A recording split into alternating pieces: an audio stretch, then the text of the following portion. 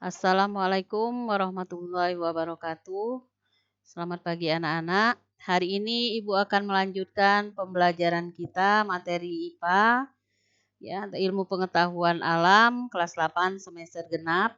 Nah, untuk hari ini Ibu akan membahas mengenai tekanan pada zat cair, ya. Pada minggu kemarin Ibu membahas tekanan pada zat padat, ya. Untuk hari ini kita akan membahas tekanan pada zat cair. Nah, kalian perhatikan di gambar ini gambar seseorang yang sedang menyelam di laut, ya. Nah, pada saat seseorang menyelamnya di laut, kalian ketahui ya jika benda atau apapun yang masuk ke dalam benda cair itu akan mendapatkan tekanan dari zat cair tersebut. Nah, dari gambar ini kalian perhatikan ini adalah gambar seorang penyelam. Nah, jadi seorang penyelam itu harus menggunakan alat bantu dalam melakukan kegiatan menyelam. Karena apa? Karena pada saat dia tidak menggunakan alat bantu, itu akan berbahaya bagi penyelam tersebut. Karena alat bantu ini yang akan membantu ia dalam kegiatan menyelam untuk mengurangi tekanan yang ada di dalam zat cair, yaitu laut, yang dilakukan oleh penyelam ini. Nah, kalian perhatikan di sini, atau misalnya kalian menyelam di kolam renang, ya. Jika kalian menyelam, semakin dalam kalian menyelam, maka telinga kalian akan sakit atau kemudian kalian akan sulit bernapas. Jadi semakin dalam kalian menyelam, kalian akan merasakan semakin sesak bernapas atau telinga kalian akan semakin sakit. Karena apa? Hal itu disebabkan karena semakin dalam kita menyelam, maka tekanan air yang diterima oleh penyelam tersebut itu akan semakin besar. Jadi begitu juga pada gambar ini, seseorang yang menyelam di laut. Jadi semakin dalam dia menyelam, maka tekanan yang ia terima pun itu akan semakin besar. Sehingga penyelam itu harus menggunakan alat bantu untuk menyelam, ya. Nah, kemudian jenis tekanan pada zat cair. Nah, ada dua jenis tekanan pada zat cair. Tekanan zat cair yang tidak bergerak itu disebut sebagai tekanan hidrostatis, ya. Kemudian yang kedua, tekanan zat cair yang bergerak atau tekanan pada zat cair untuk air yang mengalir. Nah, secara konseptual, tekanan hidrostatis itu adalah tekanan yang berlaku pada fluida atas dasar hukum Pascal, ya. Hukum Pascal nanti akan kita pelajari di materi berikutnya. Nah, jadi apa itu tekanan hidrostatis? Ya, tekanan hidrostatis itu adalah tekanan pada zat cair yang disebabkan oleh fluida tak bergerak yang dialami oleh suatu titik di dalam fluida yang diakibatkan oleh gaya berat fluida yang berada di atas titik tersebut, ya. Nah, yang dimaksud fluida itu adalah zat yang dapat mengalir, ya. Contohnya misalnya air, atau bisa juga fluida itu adalah gas, ya. Jadi yang dapat mengalir itu bisa kalian ketahui kalau zat itu kan ada 3 macam, ada zat padat, cair, dan gas. Nah, untuk fluida itu adalah zat yang dapat mengalir. Contohnya air dan gas, ya. Nah, besaran tekanan hidrostatis itu sangat dipengaruhi oleh massa jenis zat cair, kedalaman zat cair, dan percepatan gravitasi, ya.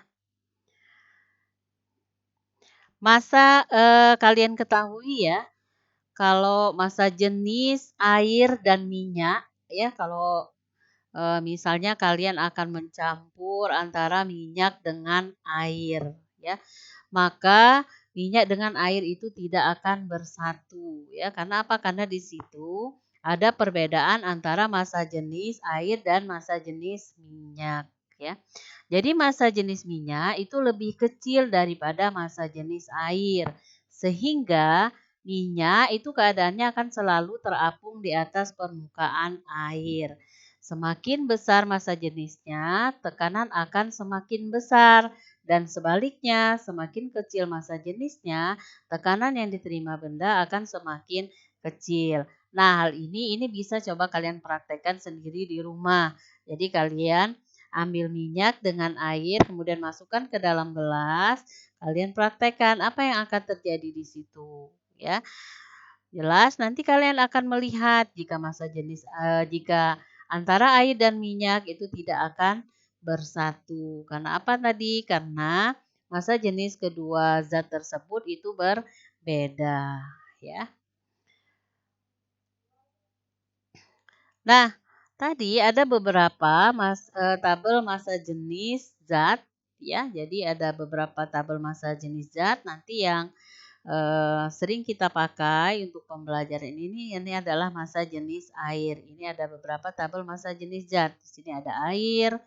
Air itu massa jenisnya 1000 kg per meter kubik, ya, atau dalam satuan CGS itu 1 gram per centimeter kubik. Kemudian ada alkohol massa jenisnya 790 kg per meter kubik atau dalam CGS 0,79 cm kubik.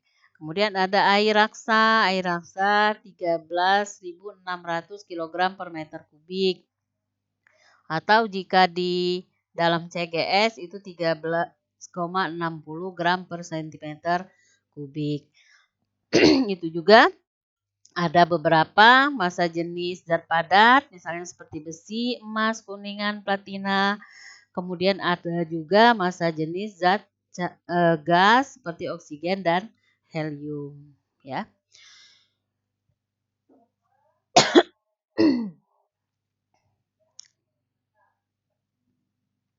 Nah, kemudian tadi selain massa jenis yang mempengaruhi tekanan hidrostatis itu adalah gaya gravitasi atau percepatan gravitasi. Nah, gravitasi ini akan mempengaruhi keadaan benda di dalam air. Jadi, ketika benda berada di dalam air itu ada gravitasi juga yang mempengaruhi. Nah, gravitasi ini akan menyebabkan partikel zat cair akan menekan partikel yang lain yang ada di bawahnya. Nah, nilai percepatan gravitasi yang biasa dipakai itu adalah G sama dengan 9,8 M per S pangkat 2 atau misalnya bisa dibulatkan 10 meter per sekon pangkat 2 atau 10 M per S pangkat 2. Jadi nanti nilai percepatan gravitasi itu sudah ditetapkan, ya boleh pakai 9,8 M per S pangkat 2 atau dibulatkan 10 M per S pangkat 2. Jadi nanti kalian pada saat mengerjakan soal itu kalian perhatikan betul, ya, berapa nilai G yang dituliskan. Kalau misalnya tidak tertulis berapa nilai G-nya, kalian boleh memakai nilai G 10 meter per sekon pangkat 2. Nah, kemudian tadi selain dari gravitasi juga yang akan mempengaruhi tekanan hidrostatis tadi itu adalah kedalaman zat cair.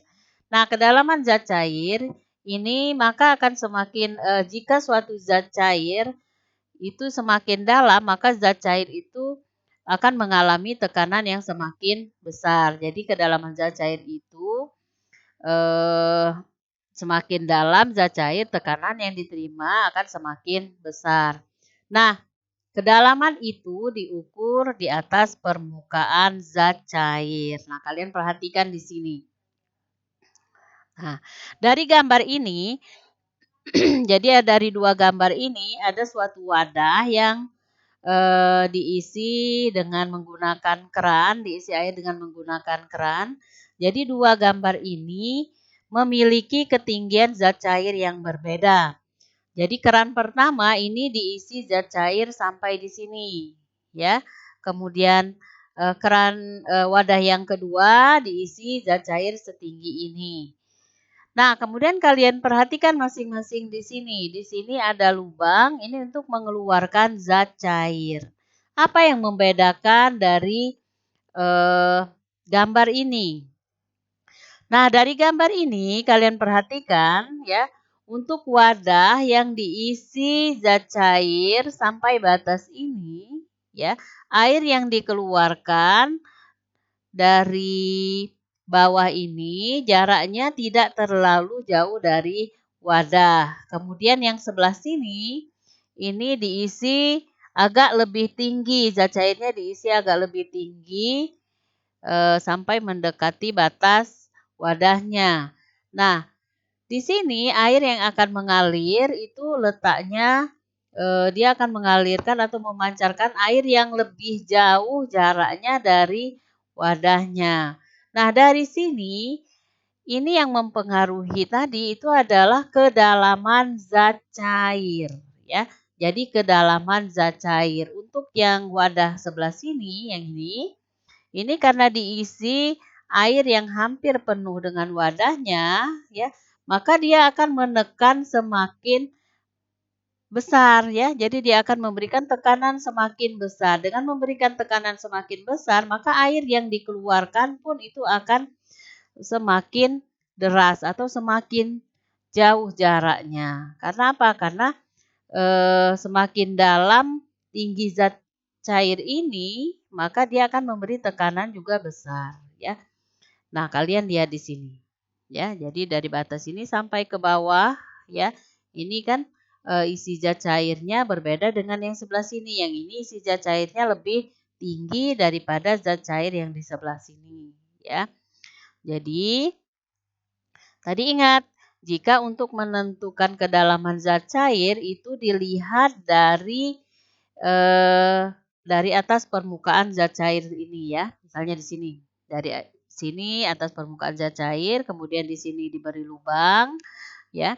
Di lubang di wadah ini. Jadi tekanan itu untuk menghitung tekanan pada zat cair itu dilihat dari atas permukaan zat cair sampai ke lubang ini ya. Nah, tinggi zat cair ya, tinggi zat cair yang ini lebih tinggi dibandingkan dengan yang ini ya. Jadi yang sebelah sini ini lebih zat cairnya lebih banyak dibandingkan yang sebelah sini ya. Nah, dari sini ya atau bisa diilustrasikan juga seperti ini ya. Nah, dari sini misalnya sebuah wadah diisi zat cair dengan ketinggian di sini ya, ketinggian sampai di sini ya. Nah, tetapi di sini diberi lubang di sebelah sini. Nah, untuk gambar yang ini H yang ini ya.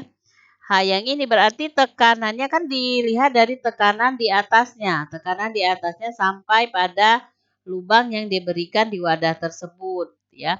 Kenapa ini tekanan hidrostatisnya kecil? Karena kalian lihat zat cair, ketinggian zat cairnya ini juga lebih kecil ya. Nah, kemudian yang ini ya untuk ketinggian misalnya pada ketinggian yang sebelah sini diberi lubang yang ini ya. Kalian perhatikan di gambar. Nah, diberi lubang di sebelah sini ya. Jadi yang akan menekan pada zat cair itu pada ketinggian ini dari sampai ke lubang yang berada di tengah. Ini akan menghasilkan tekanan hidrostatis sedang ya. Jadi ingat tadi itu dihitung dari atas permukaan zat cair yang akan menekan sampai ke lubang wadah ini. Dan yang sebelah sini, begitu juga yang sebelah sini, ya.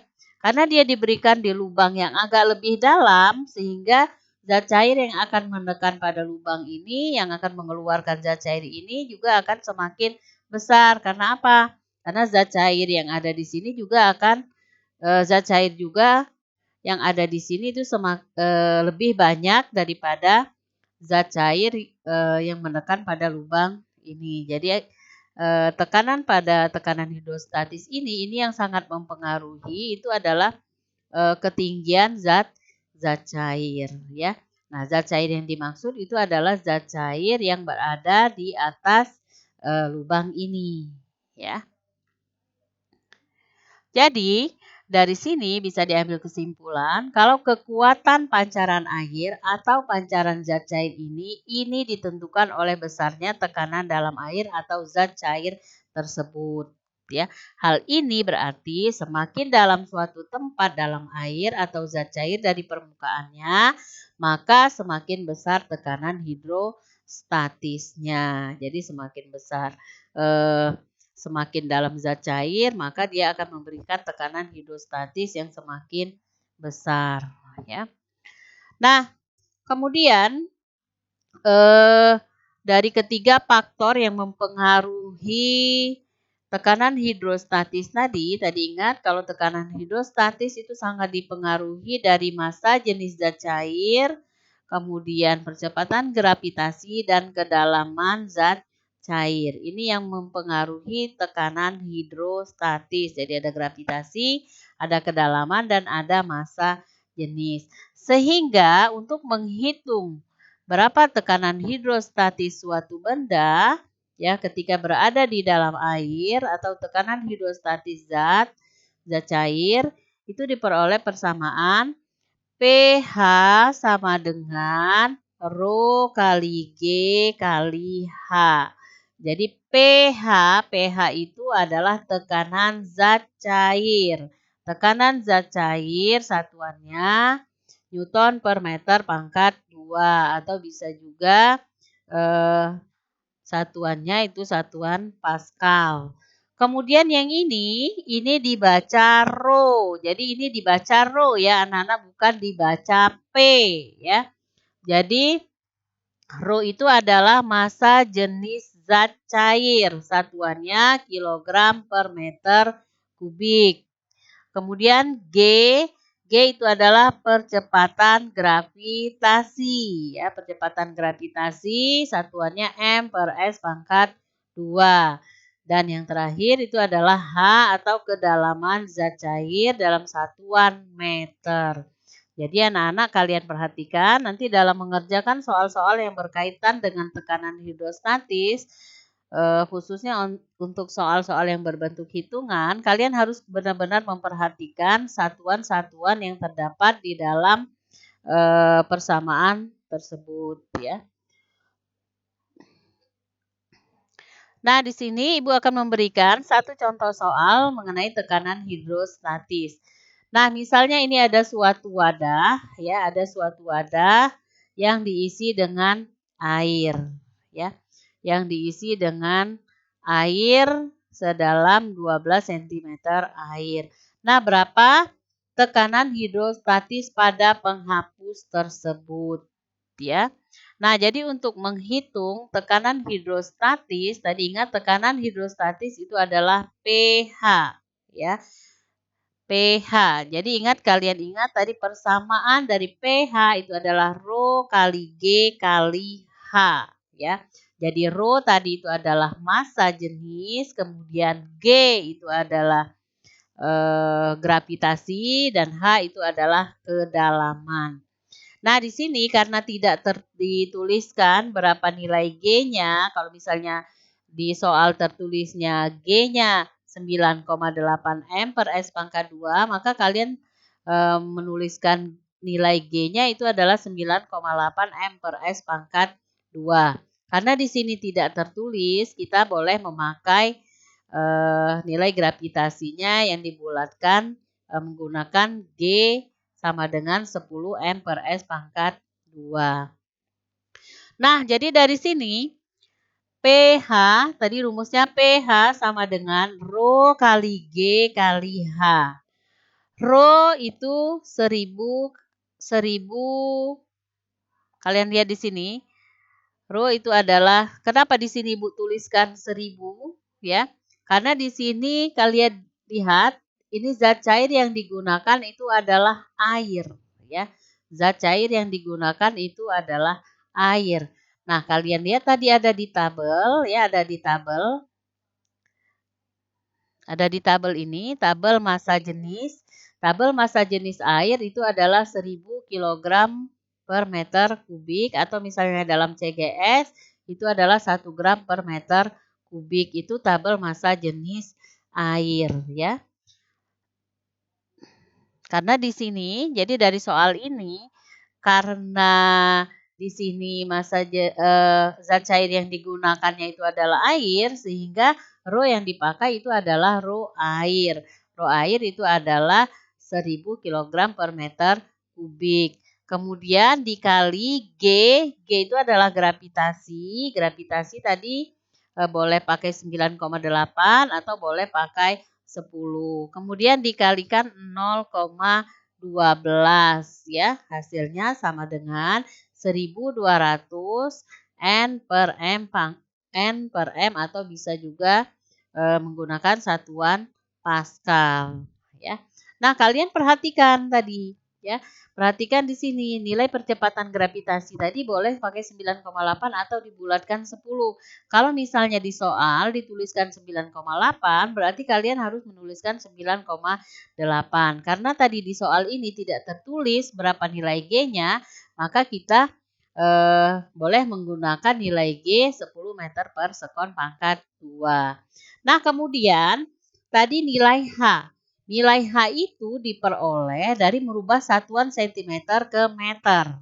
Ya, nilai H-nya diperoleh dari satuan cm ke meter dengan menggunakan tangga konversi panjang. Jadi kalian ingat tangga konversi panjang dari kilometer, hektometer, dekameter, meter, desimeter, sentimeter, dan milimeter. Dan ingat, jika naik satu tingkat ke atas itu berarti dibagi 10, jika turun ke satu tingkat ke bawah itu dikali 10. Nah, dari soal tadi, kalian lihat dari soal tadi, ketinggian penghapus ini dari air itu adalah 12 cm ya. Jadi 12 cm. Jadi penghapus ini ada di 12 cm di dalam air ya. Nah, dari 12 cm di dalam air itu akan menghitung berapa tekanan yang dialami oleh penghapus ini pada ketinggian 12 cm ya. Nah, tadi untuk menghitung kedalaman kalian ingat di persamaan rumus ya. Jadi dari persamaan di rumus jika kedalaman zat cair itu satuannya menggunakan meter. Sedangkan di soal itu satuannya masih 12 cm. Sehingga kita harus merubah dari 12 cm dirubah ke dalam meter. Nah, untuk merubah 12 cm ke dalam meter itu kalian harus ingat dengan tangga konversi panjang ya. Nah, dari mana dapat 0,12? Nah, kalian lihat di sini ya. 12 cm berarti merubah dari cm ke meter. Nah, untuk merubah dari cm ke meter itu berarti naik 2 tangga ya. Jika naik 2 tangga, kalian lihat jika naik ya. Jika naik kalian lihat tanda panah ini. Jika naik 2 tangga ya, jadi dia naik 1 tangga berarti dibagi 10. Kalau naik 2 tangga berarti dibagi 100 ya. Jadi nilai H tadi 12 cm dibagi 100 sama dengan 0,12 meter ya.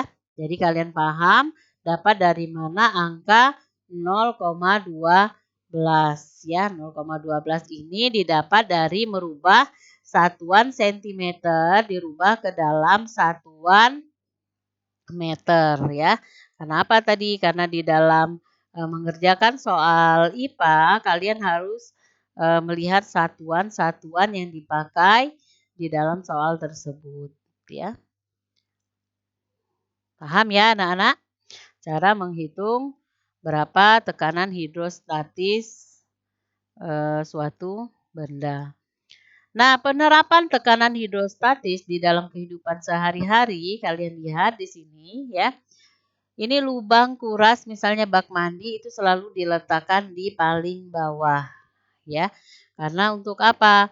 Karena semakin tinggi kalau misalnya kita akan menguras bak mandi diletakkan di paling bawah itu akan mempermudah kita untuk membersihkan bak mandi tersebut. Karena apa? Karena diletakkan di bawah sehingga itu akan menyebabkan tekanan yang diberikan oleh zat cair itu akan semakin besar.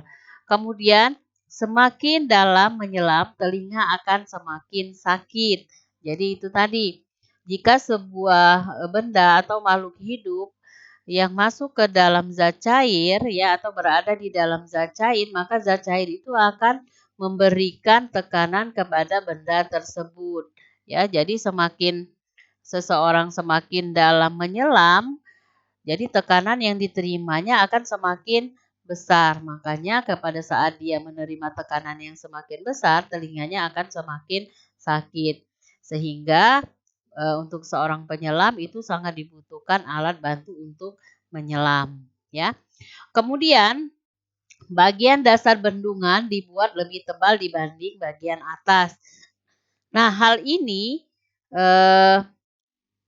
digunakan untuk mengurangi